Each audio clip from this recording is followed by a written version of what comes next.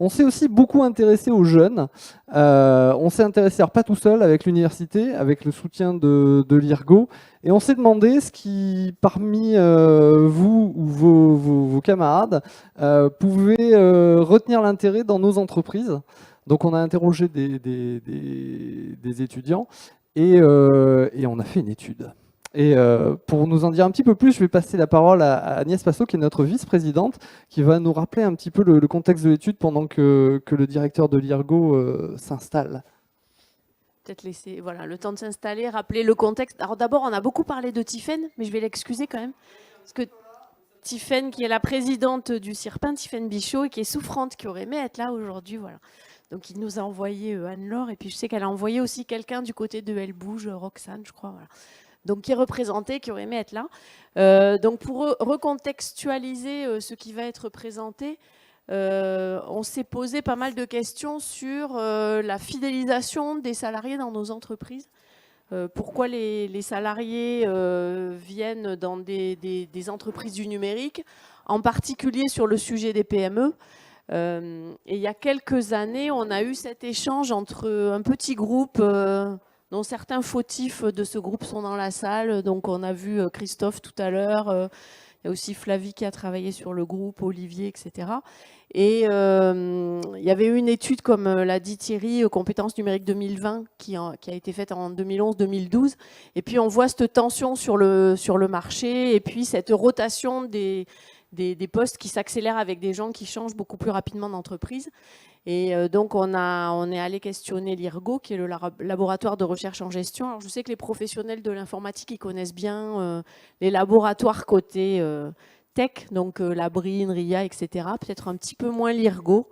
Donc c'est bien aussi de mettre à l'honneur le fait qu'il y ait de la recherche en gestion, de la recherche action et que ça peut être pratique. L'année dernière, on avait fait une première présentation, c'était l'amorce avec Maria Furman, qui est toujours doctorante, je crois, voilà, en reconversion et doctorante. Et puis aujourd'hui, donc, on accueille donc Olivier Herbach et Laïla Benraïs, qui sont donc chercheurs en ressources humaines, voilà, et ils sont en train de porter une étude avec nous. Voilà. Alors, je vais juste faire 2 mots de remerciement aussi pour cette étude. Elle se passe aussi dans un autre cadre, qui est celui de ce qu'on appelle, nous, l'ARFSN, l'Action régionale pour la formation des salariés du numérique, qu'on mène en partenariat avec le FAFIEC, avec la Direct, dont il y a un représentant ici également, et le Conseil régional, et les autres clusters du numérique. L'idée étant aussi de nous interroger sur notre filière et son devenir. Voilà, donc je les remercie au passage, parce que sans ces financements, on ne pourrait pas mener ce type de travail. Voilà, donc je vais repasser la parole à Olivier Herbach. Merci. Donc je suis ravi d'être auprès de vous aujourd'hui. Mon métier, c'est enseignant-chercheur. Donc je suis professeur à l'IAE. L'IAE, vous connaissez, j'espère. C'est d'ailleurs une des 2 composantes de l'université qui porte l'amiage dont il a été question, l'autre étant la faculté d'informatique. Mais un universitaire, c'est également un chercheur. Donc aujourd'hui, je m'exprime en tant que, non pas directeur, mais en tant que simple membre, simple soldat de l'Institut de recherche en gestion des organisations, puisque, comme le disait Thierry, la recherche, c'est pas que des labos, c'est pas que des pipettes, c'est pas que des rats, c'est aussi des gens, des entreprises, et en particulier les entreprises de services du numérique. Et donc le but de la présentation ici, ça va être à la fois de vous communiquer les résultats de l'étude qu'on a menée en partenariat avec le CIRPIN, mais aussi, je pense que ça peut aussi vous apporter quelque chose de comprendre un petit peu ce que c'est que la recherche en gestion, qu'est-ce que ça apporte, qu'est-ce qu'on fait, et en particulier, qu'est-ce que ça peut amener aux professionnels et aux entreprises. Donc, double thématique pour cette recherche conduite avec le CIRPIN, attraction et fidélisation. Ce sont un petit peu les 2 facettes de la même question globale. Le contexte, vous le connaissez, il a largement été évoqué ce matin, celui d'une pénurie de talents dans vos domaines d'activité. Hein. Je retiens le chiffre de 10 000 qui a été prononcé plus tôt dans la matinée. Donc déjà, en soi, ce n'est pas une situation très facile, mais vient se rajouter à ce premier élément de contexte les changements de comportement et d'attitude des jeunes générations. Alors, c'est vrai que les jeunes d'aujourd'hui, ce n'est plus les mêmes que les jeunes d'avant. Hein. Alors, je ne parle pas des très vieux jeunes, hein, comme moi ou comme certains d'entre vous, hein, que je ne regarderai pas sous peine de les vexer, mais même des jeunes d'il y a 10 ans. Hein. Les jeunes d'aujourd'hui, on en a 2 spécimens à côté qui se sont exprimés longuement. Et je pense que vous avez eu le même ressenti que moi hein, en les écoutant, c'est que on n'en fait pas ce qu'on veut. Hein.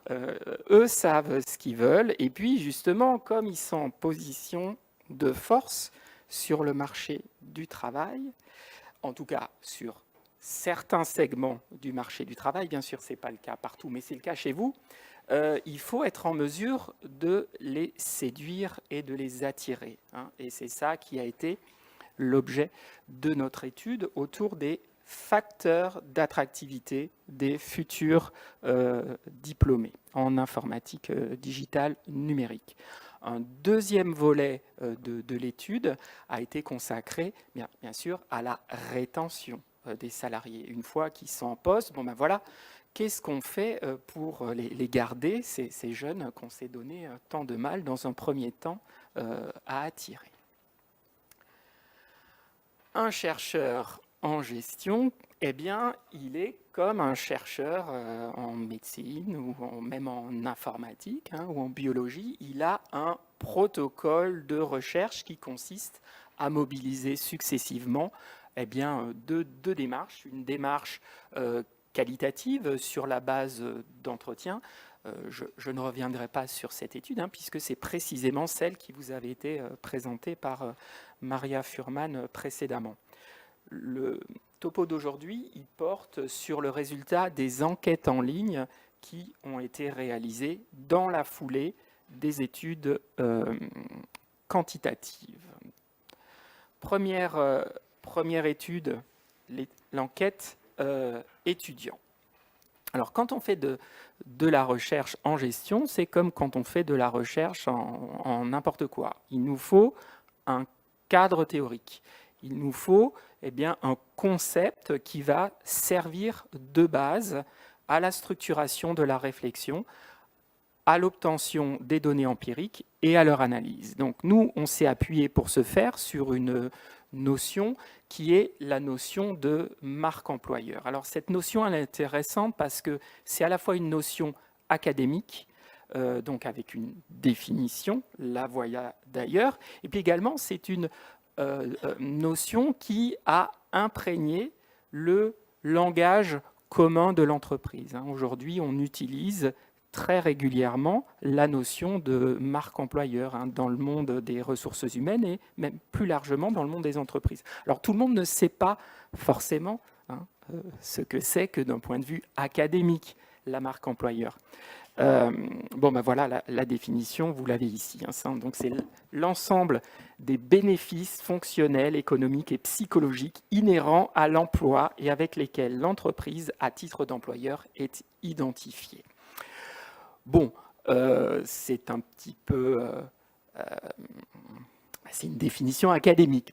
Je ne pense pas qu'elle révolutionne la perception que vous aviez de la notion de marque et de la notion de marque employeur, mais elle met bien en avant une notion essentielle qui est la notion d'identification de l'employeur dans l'esprit de ceux qui pensent à l'employeur, mais non pas en tant que prestataire de biens et de services, hein, donc la marque, on va dire, traditionnelle utilisée en marketing, mais l'organisation en tant que marque elle-même et l'organisation en tant qu'employeur, en tant que marque.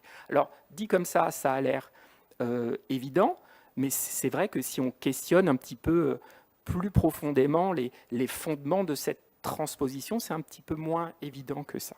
Ceci étant, Une marque, c'est quoi? Eh bien, c'est quelque chose qui apporte de la valeur. De la valeur à qui? De la valeur au consommateur. Alors, le consommateur, ici, c'est qui? Eh bien, c'est le candidat. Et il est sensible à quoi, le candidat? Eh bien, il est sensible à ce que, dans le jargon, on va appeler les attributs de la marque employeur, mais que, bien sûr, dans le langage courant, on parlerait plutôt de caractéristiques de l'emploi ou de l'entreprise. Donc, vous avez ici l'ensemble des 5 attributs de la marque employeur qui sont susceptibles d'être mis en avant par un employeur et de susciter plus ou moins d'intérêt de la part des candidats. Alors, on ne va pas rentrer dans le détail de chaque définition. Donc, j'ai mis en avant les mots les plus importants. Donc, la valeur sociale autour de l'ambiance en particulier, la valeur développement, qui revient à se projeter dans l'avenir, la valeur économique, les espèces sonnantes et trébuchantes, la valeur d'intérêt, là il s'agit de ce qu'on fait, et puis également la valeur d'application, c'est-à-dire la notion de transmettre. Transmettre à qui? C'est transmettre aux clients, transmettre à ses collègues, et puis aussi là, je rebondis sur l'apprentissage, aussi transmettre aux jeunes, etc. Donc là, on est plus, on va dire, dans une notion de quelque part de don de soi aux autres. Voilà, ce sont les 5 attributs de la marque employeur qui, dans le cadre d'une étude, ont été mesurés. Donc, les caractéristiques de l'étude, vous l'avez ici, on est sur 114 répondants avec un âge moyen de 22 ans. Alors, une majorité très, très masculine, là, pour le coup, qui contredit certaines petites choses qu'on a pu entendre auparavant, et avec un focus sur les étudiants Bac plus 2, Bac plus 3. Donc, c'est un échantillon suffisamment important en termes de nombre, pour qu'on puisse valablement réaliser un certain nombre de traitements statistiques. Bien évidemment, on n'a pas pu utiliser l'intégralité des répondants. On a fait un focus sur ceux qui veulent rejoindre une entreprise, par opposition à un autre public, c'est-à-dire ceux qui souhaitent créer leur propre entreprise, et donc les attentes ne sont pas les mêmes. Donc on s'est focalisé sur les 80% qui souhaitent rejoindre une entreprise. Pour l'anecdote, 20% de perspectives d'entrepreneuriat, on est à peu près dans la norme des publics étudiants de manière générale. Donc, on a une notion qui est la notion de marque employeur et ses attributs, et on a des gens à qui on va demander de nous dire quels sont les attributs de la marque employeur qu'ils valorisent. La question, c'est comment est-ce qu'on s'y prend justement pour mesurer chez un échantillon de répondants les attributs qu'ils valorisent. Donc, c'est là qu'il va falloir s'accrocher un petit peu. Donc, s'il y a 2 minutes où on aura besoin d'une concentration maximale, c'est maintenant, parce que on va opérer une distinction fondamentale en recherche qui est le concept, c'est-à-dire le phénomène qui nous intéresse, d'une part, et puis les facettes de ce concept, c'est-à-dire les différents items, les différentes questions qui vont permettre de le mesurer. En d'autres termes, on ne mesure pas directement un concept, mais on mesure ses différentes facettes. Alors, illustration empirique immédiate, bien sûr, pour clarifier un petit peu ce propos. Donc, on a vu les différents attributs de la marque employeur, ils sont 5. Si on prend le premier d'entre eux, qui est la valeur sociale, c'est une notion. C'est un des attributs de la marque employeur. Il a une définition. Ce concept, c'est la définition qu'on a vue précédemment. Et comment est-ce qu'on fait pour le mesurer, ce concept? Eh bien, on va utiliser des facettes, c'est-à-dire des items. En l'occurrence, notre questionnaire contenait, parmi d'autres, les 5 items que vous avez ici, avoir de bonnes relations avec vos collègues, etc., qui ont, chacun d'entre eux, une double utilité. Pris individuellement, ils nous permettent d'évaluer l'importance donnée par un répondant à chaque facette, mais collectivement, lorsqu'on en fait la moyenne, eh bien, ils nous permettent de mesurer pour chaque répondant la valeur qu'il donne aux aspects sociaux dans l'organisation. Donc, en d'autres termes, on a pour chaque item de 1 à 5, donc pas du tout important à très important, mais quand pour les 5 items qui constituent la valeur sociale, on en fait la moyenne, ça nous donne un score global. Je vois des regards qui ont l'air d'avoir à peu près compris, donc je vais me permettre de continuer, mais n'hésitez surtout pas à m'interrompre si cet éclairage de psychométrie, c'est comme ça que ça s'appelle, si cet éclairage de psychométrie vous a un petit peu échappé, mais il n'y a pas de raison. Bien, donc ceci étant clarifié, on va pouvoir passer aux résultats. Donc notre échantillon, nos futurs diplômés, qu'est-ce qu'ils mettent en avant? Alors, le premier transparent ici, eh bien, il va nous donner les moyennes obtenues sur chacune des 5 dimensions de la marque employeur. Donc, je rappelle que ces moyennes sont entre 1 et 5 avec un point médian à 3. Et donc là, on voit quand même un résultat assez intéressant qui est que la valeur sociale est la valeur qui obtient le score le plus élevé. Et un score fort, on est bien au-delà de 4 sur 5. Donc la valeur sociale, c'est justement tout ce qui a trait à l'ambiance sur le lieu de travail. Deuxième au hit parade, donc deuxième également attribut de la marque employeur à dépasser 4, c'est la valeur de développement. Tout ce qui a trait à l'acquisition de l'expérience, à la construction progressive d'un parcours professionnel. Donc là, ça fait vraiment écho à ce qui a été dit par notre échantillon non représentatif, mais quand même un petit peu de deux étudiants. La valeur économique nous fait descendre en dessous de 4. La valeur d'intérêt, alors ça a été un petit peu une surprise pour nous. On s'attendait à ce qu'il y ait davantage d'importance donnée aux tâches qui sont réalisées. Finalement, pas tant que ça. Et puis, la valeur d'application est celle qui dépasse relativement peu le point médian. Donc, message important, vraiment, valeur sociale et valeur de développement, c'est ça qui est recherché chez les futurs diplômés. Bon, on ne va pas rentrer dans le détail.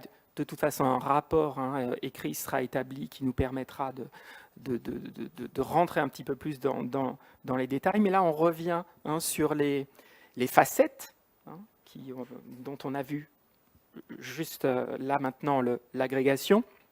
Donc, ça confirme un petit peu tout ce qu'on avait vu, en particulier sur la valeur sociale, le rôle très important donné à l'ambiance de travail. Alors, ce qui a été intéressant pour nous de voir, c'est qu'il y a la demande la plus forte, on le voit 63% ici, en bas à droite, porte de manière générique sur l'ambiance. Mais quand on s'intéresse aux éléments plus concrets, là, ça devient des scores plus faibles. En particulier, il n'y a que 30% des futurs diplômés qui souhaitent avoir de bonnes relations avec leurs supérieurs hiérarchiques. Alors, on va attribuer ce score peu élevé à leur naïveté, hein, qui ne réalisent peut-être pas encore, en tout cas au moins pour certains d'entre eux, l'importance fondamentale de cette dimension. En fait, ils ont un peu de mal à caractériser ce qui Oui. pour eux serait cette bonne ambiance au Exact. travail. C'est ça. Donc, ça reste quand même le premier choix. Même combat, si je puis dire, hein, on le voit ici sur la valeur développement qui contient plusieurs éléments, dont en particulier celui du bas. Obtenir la reconnaissance du management, c'est visiblement pas forcément quelque chose de très important pour tout le monde, hein. Mais quand même, on voit à contrario, hein, acquérir de l'expérience pour progresser dans votre carrière. Là, on est à 60%. Ça, c'est vraiment quelque chose de déterminant, hein. Donc l'ambiance, le développement, l'acquisition de l'expérience. Valeur économique, finalement, hein, quoi qu'on puisse en dire, bon, les scores sont pas forcément très éloignés de la moyenne sur cet aspect-là.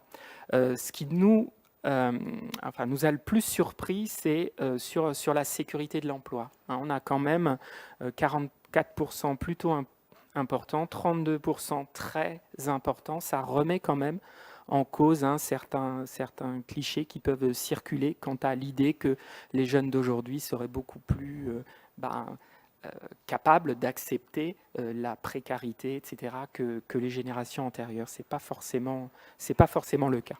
Donc il y a aussi une recherche de stabilité professionnelle, au moins dans le souhait formulé ou dans ce qui apparaît dans les interrogations. Oui, complètement, hein, ça c'est important. La valeur d'intérêt, hein, donc là, ça j'avoue que ça a été un petit peu une grosse surprise. Alors, on pourrait en discuter, hein, et approfondir un petit peu plus, mais finalement, être dans une entreprise qui offre des produits et services innovants, c'est juste moyennement important, hein.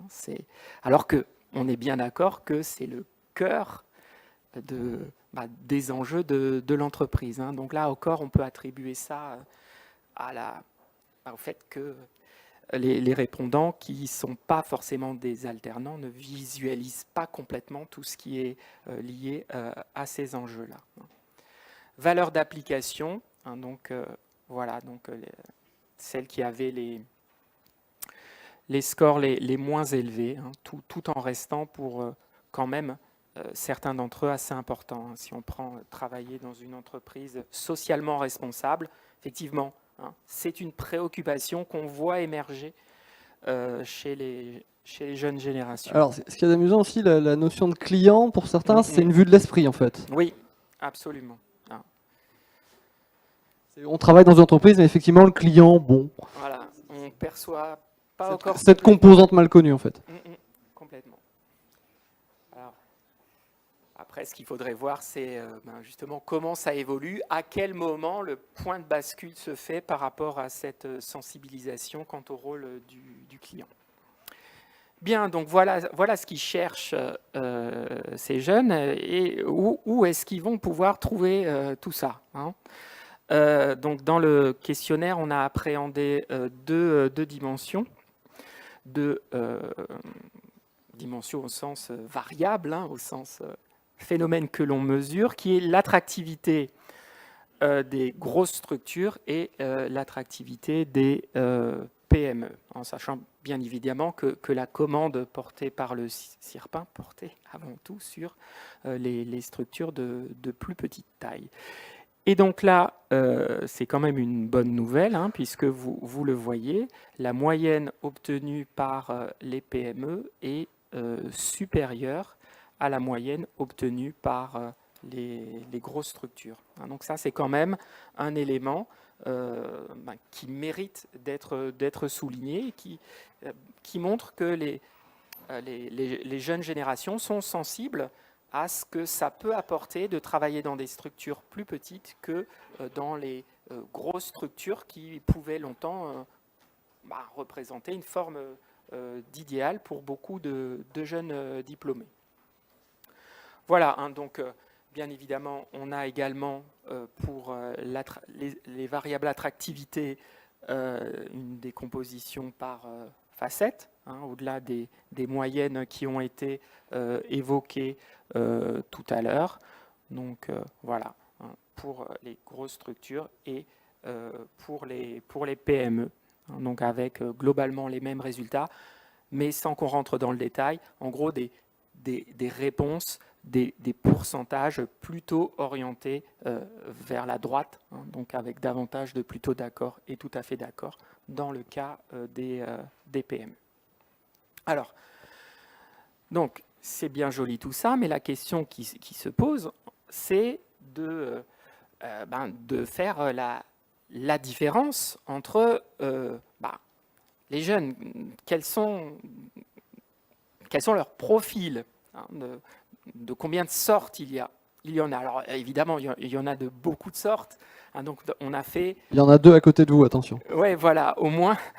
Et donc, on a considéré que il y a ceux qui étaient susceptibles d'être attirés par les PME en fonction des réponses qu'ils ont données et ceux qui ne l'étaient pas.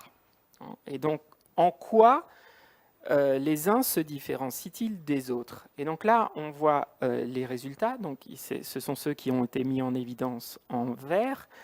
Donc, la valeur d'intérêt et la valeur sociale sont vraiment plus élevées chez les jeunes qui ont une attirance potentielle vers les PME, d'une part, et également la valeur d'application. Vous vous rappelez, la valeur d'application, c'est celle qui avait un score un petit peu moins élevé que les autres, mais qui était vers l'aide, le client, etc., etc. Hein, donc là, on a déjà une différenciation nette entre PME et pas PME. Alors, je reconnais que le terme n'est pas forcément très bien choisi, mais bon.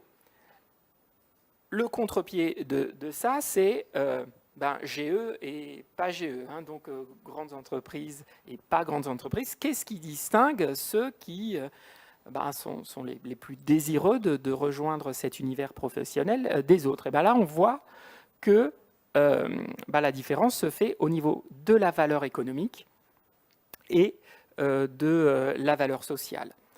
Mais dans un sens inverse, hein, c'est-à-dire que les oui, hein, donc ceux qui envisagent favorablement de travailler dans une grosse structure, pour eux, la valeur sociale est inférieure. Donc c'est quelque chose qui a moins d'intérêt pour eux.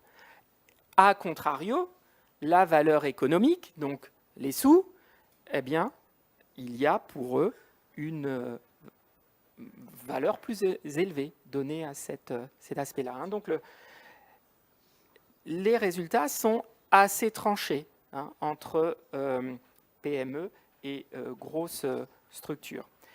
L'aboutissement de ça, ça a été de comparer en fait 4 catégories, hein, qui ont émergé. Donc ceux qui sont attirés par les grosses structures et pas les petites structures, ceux qui sont attirés par les petites structures et pas les grosses, les schizophrènes, on va dire, qui sont attirés par les deux, mais encore une fois, c'est normal, hein, ils sont jeunes, ils se cherchent, et puis je ne sais pas comment les qualifier, voilà, bon, bref, ceux qui semblent ni PME ni grandes entreprises, ceux qui semblent ne pas forcément appréhender avec bonheur leur insertion professionnelle. Il y en a, hein, on a tous été étudiants, hein, on n'a pas tous été aussi pressés que nos 2 jeunes amis de travailler. Et donc, le focus, véritablement... C'est peut-être pas le super panel à recruter au démarrage. Oui, maintenant, la chrysalide peut se transformer en papillon, tout à fait. Moi, personnellement, vous ne m'avez pas connu à 24 ans, donc c'est pas moi qui jetterai la pierre. J'étais un grand absent en Dog. Hein. J'ai beaucoup utilisé la photocopieuse. Voilà, donc pas de souci avec ça.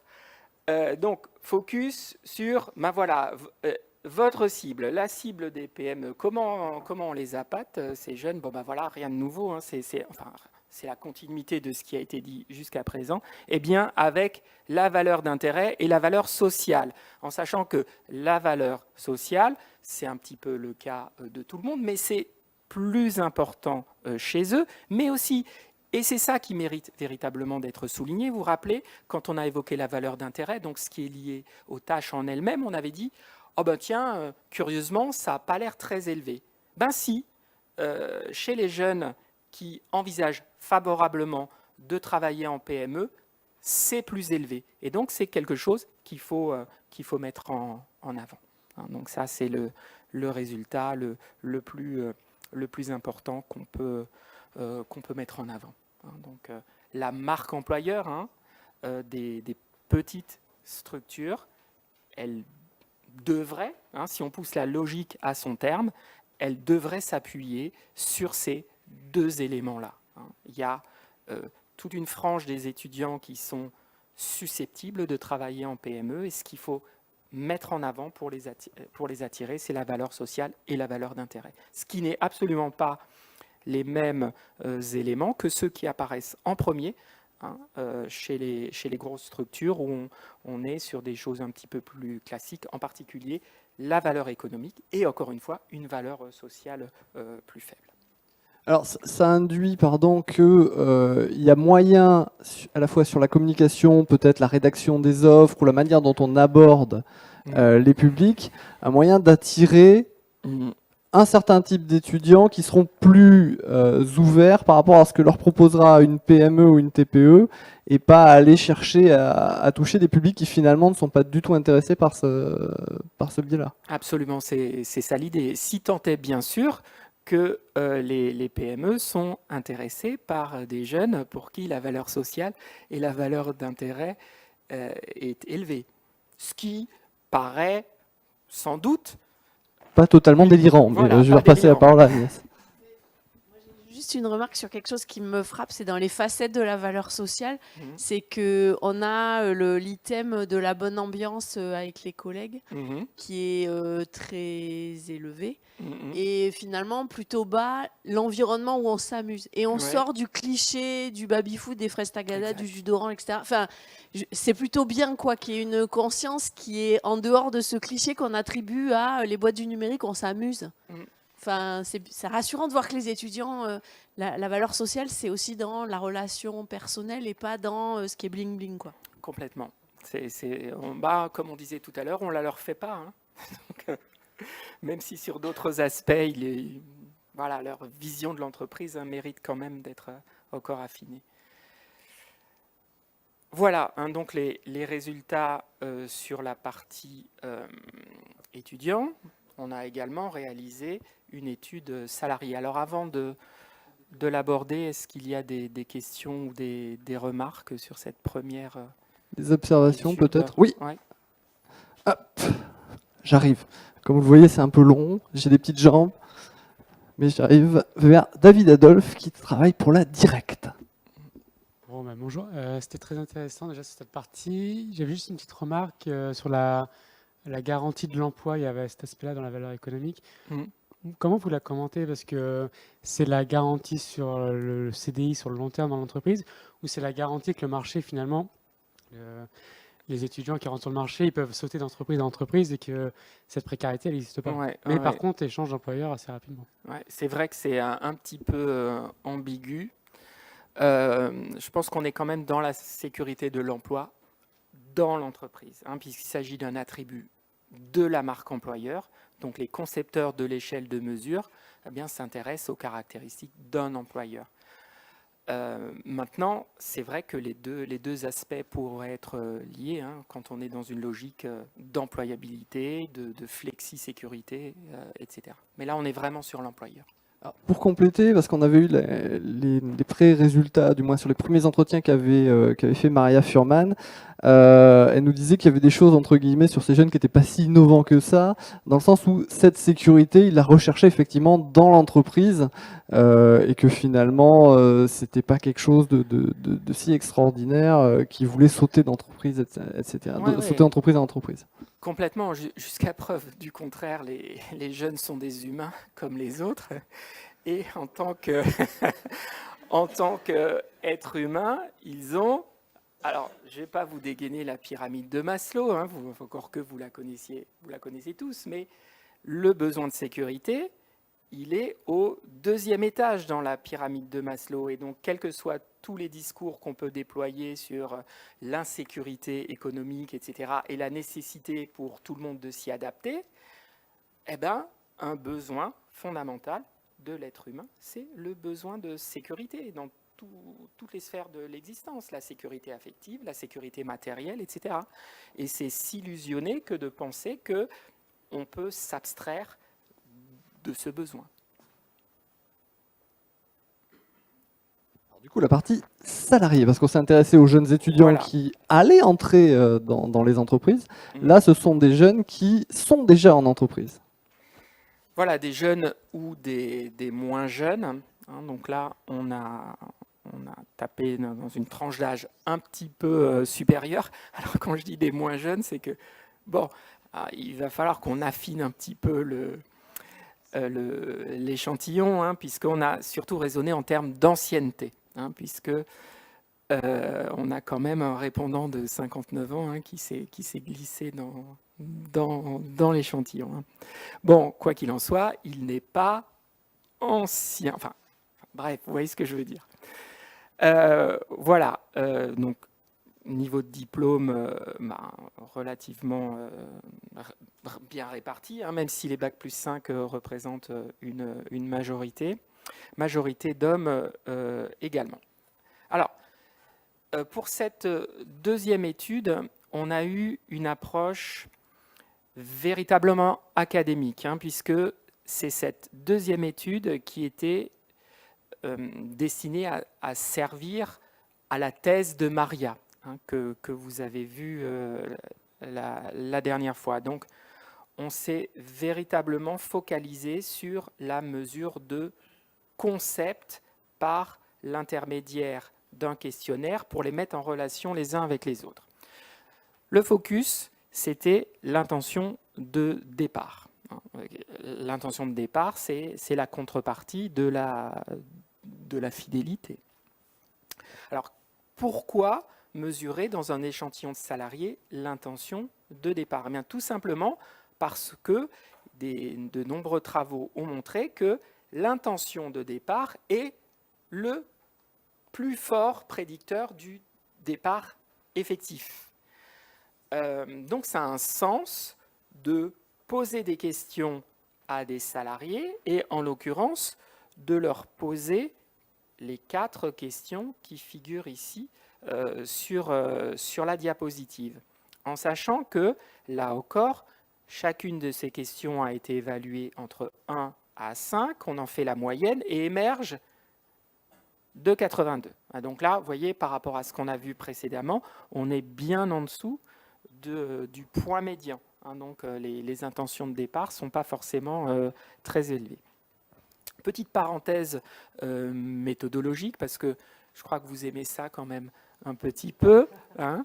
Vous remarquez que donc il y a 4 items et que 2 items sont inversés. Hein, c'est-à-dire que eux, ils mesurent le phénomène contraire, hein, c'est-à-dire l'intention de non-départ. Hein, ça, ce sont des petits artefacts qu'on utilise pour s'assurer que les répondants ne mettent pas 3 partout, etc., pour s'assurer de la cohérence dans les réponses fournies.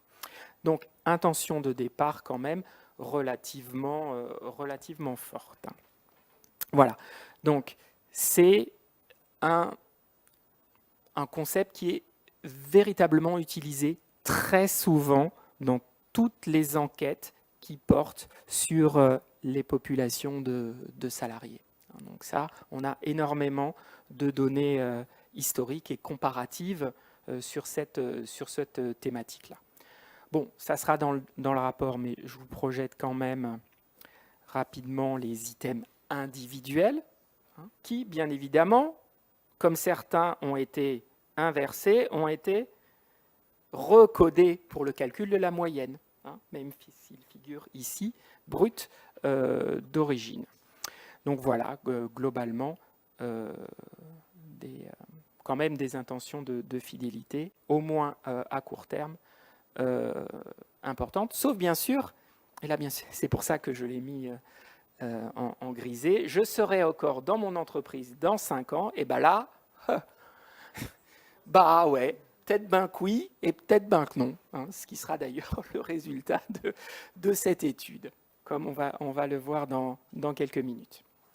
En même temps, si on revient juste sur la diapo, il y a quand même des... je travaillerai encore pour mon entreprise l'année prochaine, même si c'est pas majeur, il y a 31,5%, c'est-à-dire un tiers, Oui. qui dit... Ouais, voilà. Hein. On ne sait pas. On ne sait pas. L'intention de départ, donc, notion très souvent mesurée dans les études sur les populations de salariés, il faut la prédire.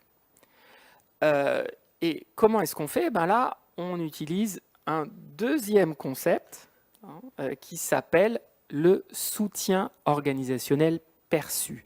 En sachant que le mot le plus important dans soutien organisationnel perçu, c'est perçu, hein, bien sûr. Et donc, comment est-ce qu'on va mesurer ce soutien organisationnel perçu? En fonction des réponses données aux 7 items que vous voyez figurer ici, avec cette fois-ci 1 sur les 7 qui a été perversement inversé pour s'assurer de la cohérence des réponses. Donc on a une moyenne obtenue de 3,5. Alors comment caractériser cette moyenne? C'est bon parce que ça dépasse 3, mais c'est quand même pas hyper élevé par rapport à d'autres contextes professionnels dans lesquels on a pu mesurer ce fameux soutien organisationnel perçu. La corrélation, puisqu'on a 2 variables, le soutien organisationnel perçu et l'intention de départ, on les corrèle et on note une corrélation de moins 0,6 entre les deux. Donc là, c'est vraiment une corrélation très forte. On voit bien ici que la manière dont on se sent soutenu dans une entreprise est véritablement le déterminant majeur du fait de vouloir y rester.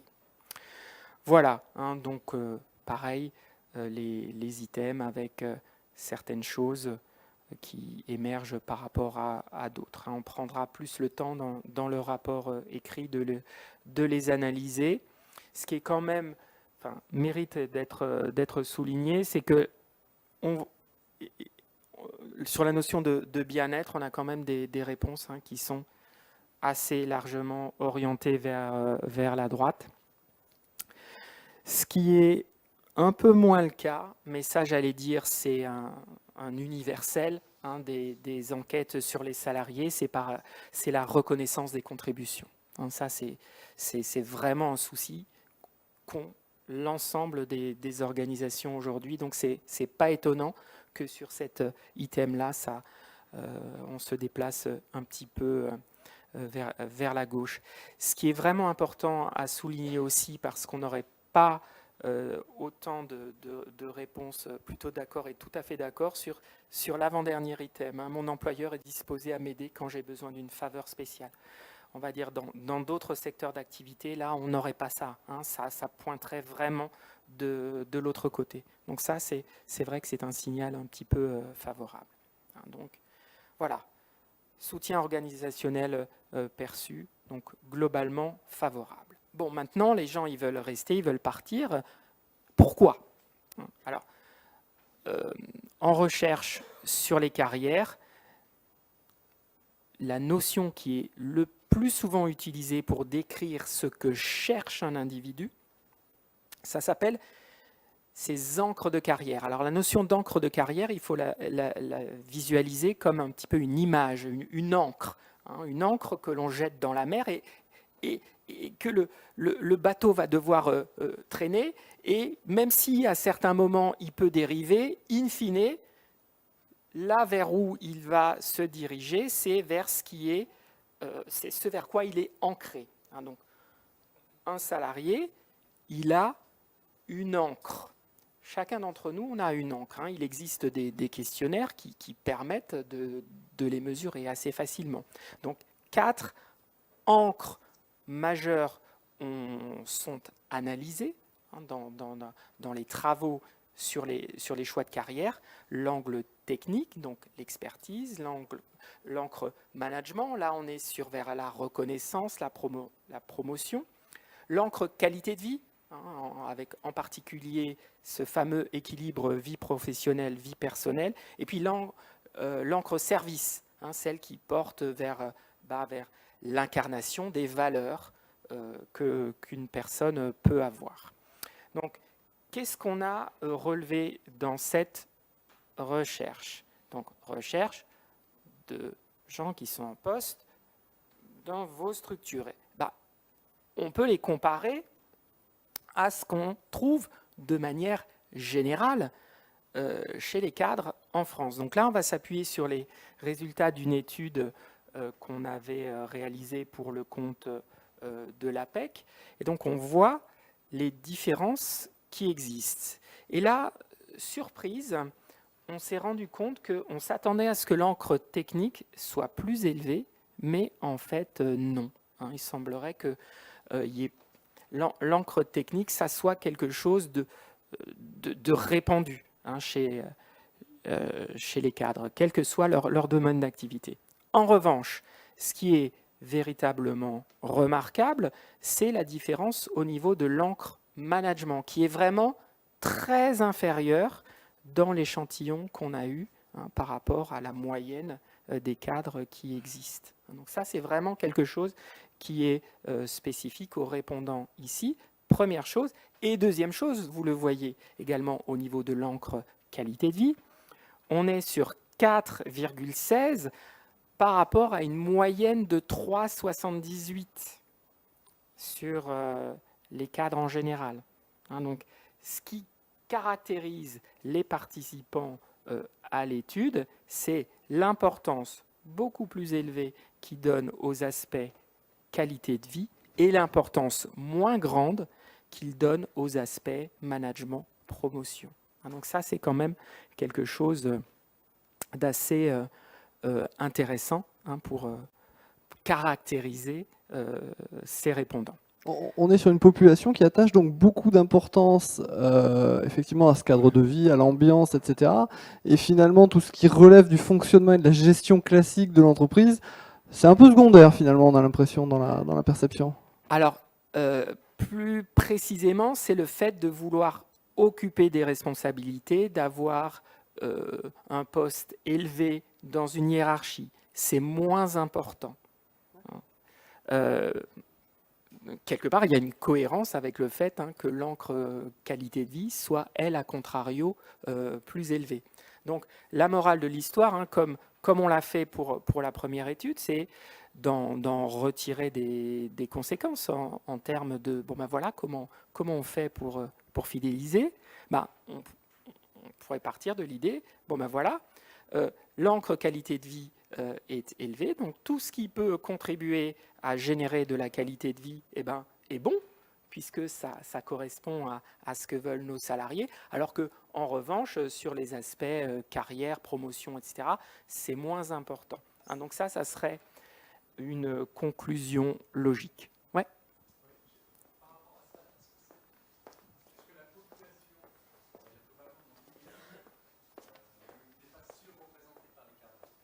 L'idée, c'est qu'il y a tellement de cadres.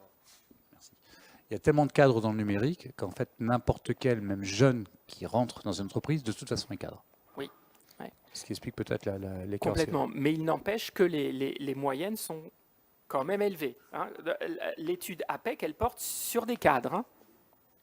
Donc, en gros, c'est ces cadres-là, ceux qui ont participé à l'étude par rapport aux autres. Yes. Oui, là, on avait volontairement choisi un échantillon de gens, alors jeunes dans l'entreprise, c'est-à-dire arrivés récemment. Ce qui serait intéressant, parce qu'on s'ouvre des questions sur d'autres observatoires, c'est à l'inverse de prendre des gens qui sont depuis 10 ans, 15 ans dans nos entreprises et voir si on a un écart sur ces encres. En sachant, pardon, je ne l'ai pas précisé, que l'enquête APEC portait sur des cadres relativement jeunes. Hein. Il me semble qu'on avait une limite d'âge à 40 ans, quelque chose comme ça. Hein. Donc on compare quand même des choses qui sont comparables.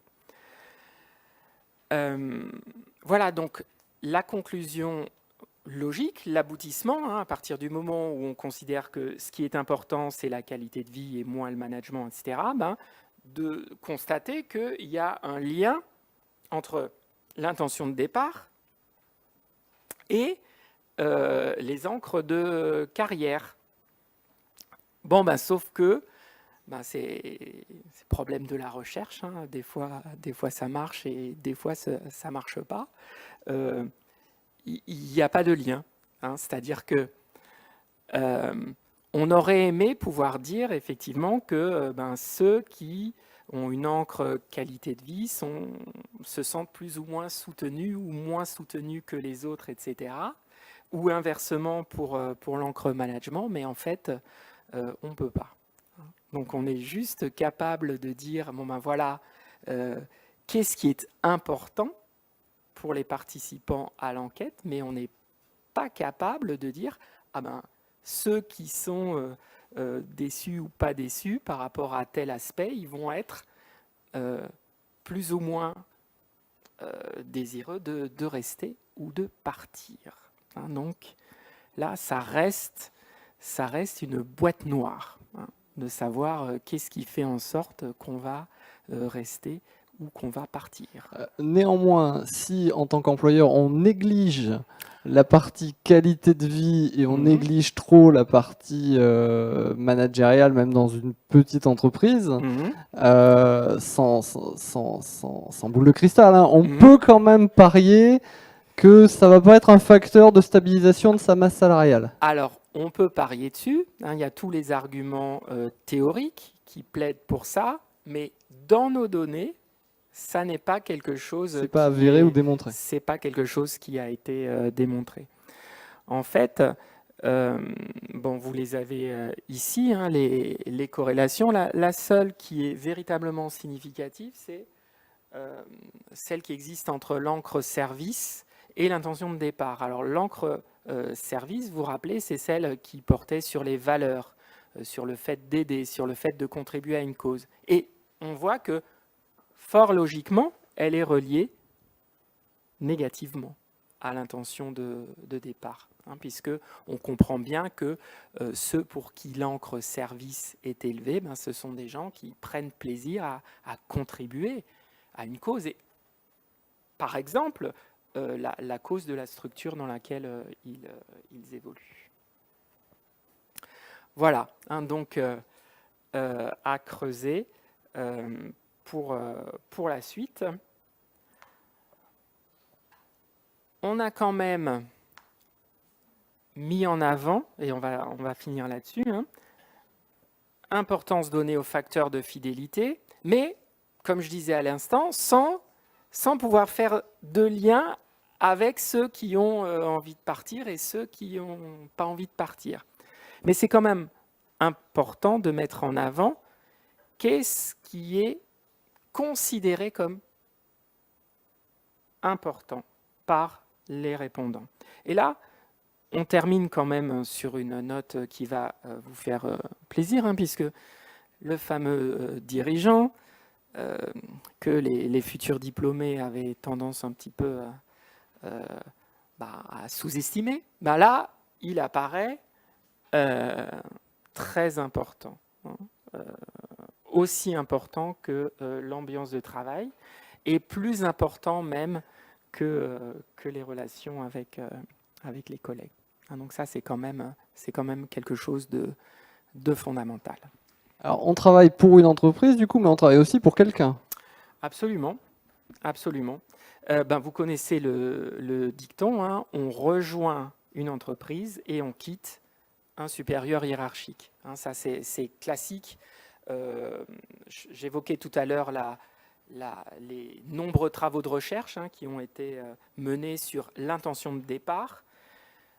Le facteur numéro 1 relevé par les enquêtes sur l'intention de départ, pourquoi les gens s'en vont, c'est le supérieur hiérarchique. On pourrait penser que c'est le salaire, on pourrait penser que c'est les opportunités de carrière. En fait, non. Hein. On n'en peut plus de son chef et on s'en va. Oui, alors sans être forcément dans des relations désastreuses non plus, j'ai l'impression. C'est pas. Alors, si, justement. Oui, justement, c'est ça le truc. Alors après, tout dépend de ce qu'on appelle désastreux. Hein. Le terme de désastreux est peut-être un petit peu trop fort, mais la qualité de la relation avec le manager est véritablement déterminante d'après les enquêtes sur le turnover. Alors ici, dans le cas de l'étude qu'on a conduite, c'est plutôt le dirigeant en lui-même qu'on a mis en avant, vu le type de structure auquel on s'est adressé, mais quelque part, on est sur ce même registre-là. Voilà, et on retrouve également des résultats classiques, que les tickets restaurants et mutuels, voilà quoi, mais c'est pas. Alors il y a un critère quand même il y a le salaire. Il y a cette question, alors on le voit, plutôt important à 50% et très important à 40%. Alors je suis pas chef d'entreprise, mais souvent le salaire c'est quand même un des leviers que classiquement on essaie d'utiliser. Sur les salariés, enfin, on travaille pour de l'argent, pardonnez-moi, je suis moi-même dans ce cas, j'ai une rémunération et je suis bien content à la fin du mois, je vous rassure tous, mais finalement dans l'esprit des personnes interrogées, 50% de plutôt important, c'est oui, je travaille pour de l'argent, mais finalement c'est effectivement pas un facteur si déterminant que ça tiendrait à quoi ça? Alors, pour parler comme un économiste, on pourrait dire que le salaire, il y a un rendement décroissant.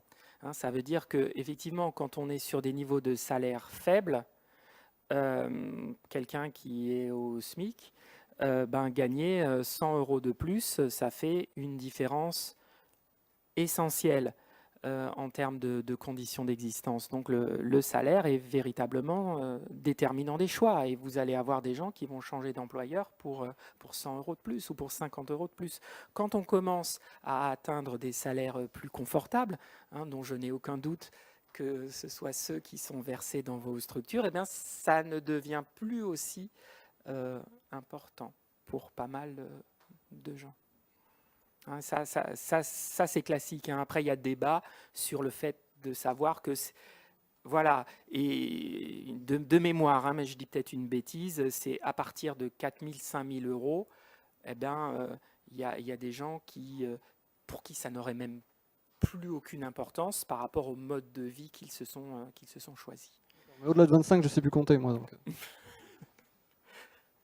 Ouais. Question.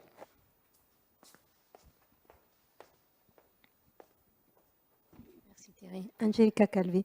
Je voudrais savoir si vous avez par ailleurs fait des études sur l'impact justement de ces facteurs qui amènent aux employés à partir, mais surtout, plutôt sur des structures de taille plus petite, puisque ce que vous êtes en train d'afficher voudrait dire quelque part que cette relation entre l'encre de l'employé avec la marque de l'employeur, elle est vraie avec des structures de taille moyenne ou PME. Donc, si je quitte un employeur, je suis dans une toute petite structure, je n'ai pas le choix, je m'en vais. Si je suis dans un grand compte, j'ai peut-être la possibilité d'aller chercher ailleurs dans la même entreprise, ce que je veux dire. Est-ce qu'il y a des études, une corrélation là-dessus, des passerelles, voilà. Oui. Question entre départ et mobilité finalement. Oui, alors la réponse à la question est oui. Donc il y a des études qui ont porté sur la comparaison des différentes intentions de mobilité. Mobilité interne selon différentes formes, mobilité externe selon différentes formes également. Et là, bien sûr, on retrouve des différences importantes entre des petites structures qui ne sont pas et les grosses structures, puisque les grosses structures sont capables de proposer des opportunités de mobilité interne que les petites structures ne peuvent pas proposer, compte tenu de leur taille et aussi de leur structure généralement plus simple. Alors, j'ignore s'il y a un mot de conclusion, mais si du coup je suis un chef d'entreprise de TPE-PME et que je souhaite du coup conserver mes collaborateurs et en attirer de nouveaux, selon vous, c'est, enfin sans être dans la science forcément, mais dans les bonnes pratiques, qu'est-ce qu'il faudrait que je privilégie au regard de ce qu'on a pu voir au travers de cette étude? Alors, sur la partie attraction, bon, la réponse est simple, hein, c'est de savoir quels sont, pour reprendre les termes de ce matin, quels sont les attributs recherchés, les attributs de la marque employeur recherchés par le public que l'on vise. Et à partir du moment où on a identifié qu'est-ce qui est recherché, j'allais dire par nos clients, mais quelque part, si on poursuit la métaphore, c'est ça, qu'est-ce qui est recherché par les clients, et donc mettre en place des choses pour leur communiquer le fait qu'en venant chez nous, eh bien, ils vont avoir des choses qui correspondent à ce qu'ils recherchent. Donc ça, c'est la partie facile. En revanche, sur la partie fidélisation, c'est là où c'est beaucoup plus compliqué. Mais c'est beaucoup plus compliqué pour tout le monde. Et que il peut très bien y avoir quelqu'un qui est bien à un moment dans une entreprise donnée, qui a tout à fait l'intention de rester et qui à un moment va avoir vent d'une opportunité ailleurs. Et donc, il sera absolument illusoire de chercher à fidéliser cette personne. Donc, la question de fond que ça pose, et c'est là aussi que on peut aussi reboucler par rapport à ce qu'est le CIRPin, c'est celle de la relation qui doit exister entre employeurs. Est-ce que entre employeurs, on se fait la guerre ou pas? Ou alors est-ce qu'on considère que, par exemple, sur un territoire donné, tous ensemble, on constitue un espace où il peut y avoir des parcours de carrière qui impliquent des mobilités entre structures? Ça, c'est quelque chose de possible et c'est même quelque chose de souhaitable, puisque est-ce que ça a vraiment un sens de vouloir fidéliser les salariés? Est-ce qu'on ne pourrait pas dire qu'au bout de quelques années, en particulier dans les structures de petite taille, quelqu'un a fait le tour de son poste et c'est peut-être le moment d'aller valoriser ce qu'il a fait ailleurs, libérant par la même occasion un poste qui pourra être tenu par quelqu'un qui vient d'ailleurs et qui viendra valoriser chez nous ce qu'il a appris ailleurs. Donc je pense que c'est vraiment quelque chose de fondamental. C'est travailler du coup en écosystème, c'est Absolument. Plus travailler à l'échelle seule de son entreprise, mais vraiment à l'échelle de l'écosystème, réfléchir aussi avec ses confrères, plus penser stricto sensu à une logique de concurrence absolue en termes de RH, si ce n'est en termes de service, et s'interroger vraiment sur ce marché de l'emploi et cet accès, cette masse salariale finalement qui déborde le cadre de ma seule entreprise. Complètement, d'être vraiment dans les logiques de territoire également, dans certains secteurs d'activité, dans certaines zones géographiques, les employeurs se considèrent véritablement comme étant représentatifs d'un lieu. Et leur intérêt commun, c'est que là où ils sont, soient considérés comme une référence au niveau national ou international par rapport à leur domaine d'activité. Bien sûr, ça nécessite une maturité, ça nécessite aussi un engagement de tous les acteurs d'une filière sur un territoire. Mais c'est quelque chose qui peut avoir un sens. Une question, parce que là, on s'interroge tous en se disant, et mon entreprise, comment elle se situe par rapport à ça? Donc, est-ce qu'on aurait un moyen de concevoir ensemble une espèce de kit pour que chacun, on arrive à à avoir des évaluations internes, de dire finalement c'est quoi la réalité de l'ambiance perçue de travail, des relations, etc. Et deuxième point, c'est à partir de là, c'est pas le tout qu'elle soit éventuellement bonne, on l'espère, mais c'est comment on la communique. Donc est-ce que ça veut dire qu'on doit inciter nos collaborateurs eux-mêmes à devenir les ambassadeurs de la marque employeur et à communiquer sur regardez, il s'est passé ça et ça, qui prouve la bonne ambiance dans l'entreprise. Alors, il y a 2 questions dans une. La première sur ce que j'appellerais la mise en place de baromètres. Oui, ça, c'est quelque chose qui a un sens. La précaution à apporter quand même, c'est de savoir, OK, qu'est-ce qu'on mesure ? Est-ce qu'on mesure la satisfaction ? Est-ce qu'on mesure la motivation ? Est-ce qu'on mesure l'implication ? Tout ça, c'est pas que des mots. Il y a également des phénomènes derrière qui sont différents et qui ont des conséquences également différentes. Donc ça, c'est tout à fait possible. Après, sur le fait de s'appuyer sur son personnel pour générer de la marque employeur, alors, double réponse. Première réponse, ça se fait. C'est évident par rapport à des réseaux d'anciens, par rapport à des contacts personnels, par rapport au fait qu'en particulier dans un univers professionnel donné, il y a des effets de promo qui font en sorte que l'information circule. Donc ça se fait. La question de fond, c'est de savoir est-ce qu'il faut laisser faire ou est-ce qu'il faut y aller avec ses gros sabots pour essayer d'influencer ce processus. Et là, moi, personnellement, je dirais quand même méfiance par rapport à ça, parce qu'il pourrait y avoir une perception d'instrumentalisation de la part des salariés qui pourrait être mal perçue. Je pense que pour certaines choses, il vaut mieux la spontanéité. Autre question. Ouais, question et remarque. Moi qui fais l'effort d'envoyer mes salariés en formation tous les ans, je ne vois pas dans votre étude la reconnaissance des besoins en formation. Alors, pour une étude financée par le FAFIEC, c'est peut-être un peu dommage. Non, pas FAFIEC. Bon, d'accord, je suis un peu méchant là-dessus. Pas que le FAFIEC, mais enfin bon.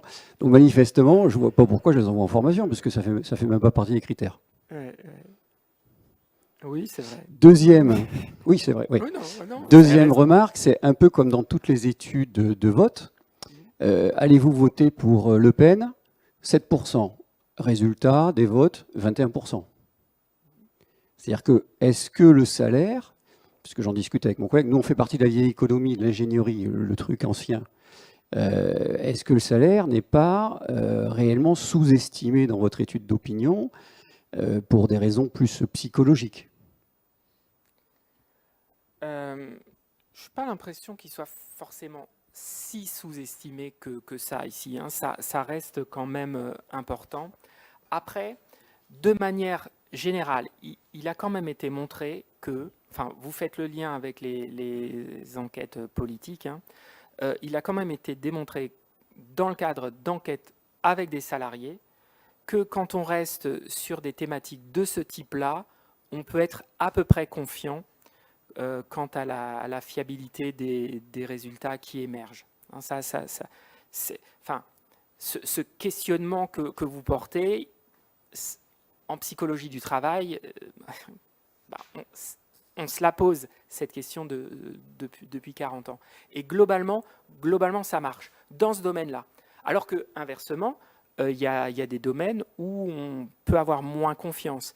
Par exemple, typiquement, on sait bien, enfin on le sait intuitivement, et ça a même été démontré empiriquement, que dans le contexte d'un recrutement, on ne peut pas faire confiance aux salariés pour dire ce qu'ils pensent réellement. Là, effectivement, ça a été montré. Mais dans le cas d'enquête de satisfaction, on est globalement à peu près rassuré sur la fiabilité des réponses. Néanmoins, effectivement, si on remet à jour cette enquête et autres, la notion de la formation et de la mise à jour des compétences sera peut-être un item qui est intéressant à intégrer Mais c'est vrai que dans le panel notamment de chefs d'entreprise qui ont participé à l'élaboration du questionnaire, il y a eu aussi des chefs d'entreprise, c'est pas un item apparemment qui est particulièrement ressorti dans ce qu'on voulait faire ça. L'idée, c'était que sur l'enquête étudiant, c'était des gens qui étaient en fin de cursus L3, M1, M2, et que sur les intentions de départ, c'était des salariés qui venaient d'arriver dans l'entreprise. Donc c'est vrai que ce n'était pas l'élément qu'on peut voir sur des salariés qui sont un petit peu plus anciens et pour qui la formation, c'est rarement dans les 2 premières années d'arrivée dans l'entreprise que le sujet de la reformation arrive. Mais honnêtement, l'idée se pose et c'est un questionnement qu'on peut effectivement poser. Tout à fait. J'entends bien, j'entends bien. Moi, je voudrais vous entendre sur le lien entre votre étude et notamment la force des marques employeurs des entreprises ou même des ambassadeurs salariés, le lien qu'on peut faire entre attractivité des métiers, donc ce qu'on a évoqué ce matin, et marque employeur entreprise. Est-ce que dans votre étude, on a déjà des premières tendances ou alors des conclusions qui peuvent amener à faire un lien concret entre ces deux notions? Parce que j'ai toujours cru que l'attractivité d'un secteur ou d'une branche était la somme des marques employeurs de leurs entreprises ou la force des ambassadeurs. Parce que là, on parle plutôt de personnalité et de salariés. Mais est-ce que c'est si, je dirais, simple que ça, ou simpliste, ou il y a peut-être d'autres pistes à explorer? Ouais. Alors, en fait, ce que diraient certains, c'est la même chose, mais le contraire de ce que vous avez dit. C'est-à-dire, vous avez dit, la marque employeur du secteur, c'est la somme des marques employeurs des entreprises. Certains diraient plutôt que les marques employeurs des entreprises sont le reflet de la marque employeur d'un secteur d'activité. Et donc là, c'est la poule et l'œuf. Et donc, c'est très difficile à distinguer, ne serait-ce que parce que le concept de marque employeur en lui-même n'a pas encore été décliné au niveau du secteur d'activité. Donc ça fait partie des choses à creuser pour la suite. Et puis ça permet également de rebondir sur l'intérêt partagé d'un secteur d'activité à se positionner, alors, par rapport aux autres secteurs d'activité également. Et donc, quelque part, de faire bénéficier chacun des employeurs de ce qui se passe au niveau de la marque employeur, ou on dirait plutôt l'image du secteur d'activité dans son ensemble. D'où l'importance de tout ce que vous avez présenté au début pour attirer les jeunes vers le secteur d'activité, et en particulier les bons vers le secteur d'activité. Après, le fait qu'ils aillent chez machin plutôt que chez bidule, du point de vue économique, quelque part, il est un petit peu indifférent. Hein. D'accord. Alors, pour info, cette étude sera disponible très bientôt en libre accès, notamment sur le site du CIRPin. On va en faire une petite synthèse également, il n'y a pas de souci, parce que comme les gens pour moi qui n'ont pas accès aux infos au-delà des 6-8 ans, moi je suis un peu largué, donc on va vous faire une version un petit peu plus digeste, notamment pour la presse aussi. L'idée, ça va être de mener différentes études et d'utiliser cette enquête aussi pour avoir des leviers, pour aider les entreprises sur la partie recrutement, etc. On va remercier Olivier Herbach pour ce rapport et pour cette étude. On va également remercier donc nos jeunes apprentis qui sont là.